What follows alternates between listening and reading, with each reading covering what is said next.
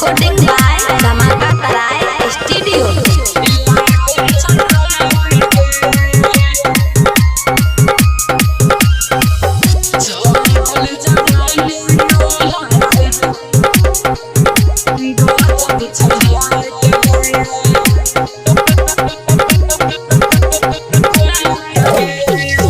चढ़ल जवानी तोहर गजब छोहाट गे। चढ़ल जवानी तोहर गजब छोहाट गे। कपड़ा कौन तोरा जिसियल लागै छ टाइट गे। कपड़ा कौन तोरा जिसियल लागै छ टाइट गे। चढ़ल जवानी गजब छोहाट गे। चढ़ल जवानी तोहर गजब छोहाट गे। कपड़ा कौन तोरा जिसियल लागै छ टाइट गे। कपड़ा कौन तोरा जिसियल लागै छ टाइट गे।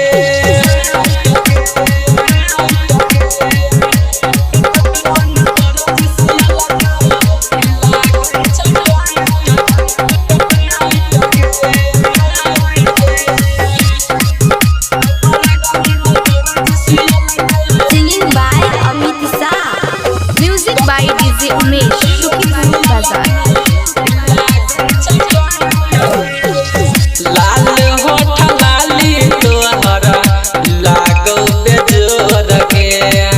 गोदरल जवानी रस भरल पोर पोर गे। हे गे लाल होठ लाली तोहर लागो बेजोर गे।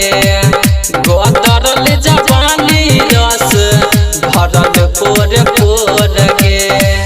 बात हमर मान छौरी कहै छियौ राइत गे।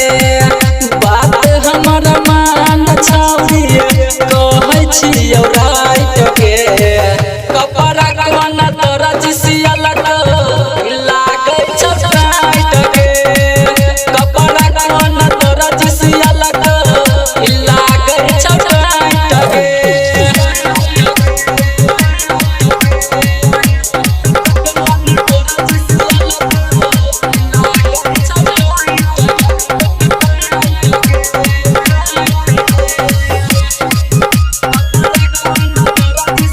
Recording by Dhamaka Tarai Studio. Music by DJ Umesh. Shukipur Bazaar. हाथ में मोबाइल कान में छौ इयरफोन गे। चलै छै ना जेना पड़तौ झमेल गे। हे गे हाथ में मोबाइल कान में छौ इयरफोन गे। चलै छै ना जेना पड़तौ झमेल गे। सिंगर अमित से तोहर मिलौन हाट गे। सिंगर अमित से तोहर मिलौन हाट गे। कपड़ा कौन तोरा जिसियल लागै छ टाइट गे।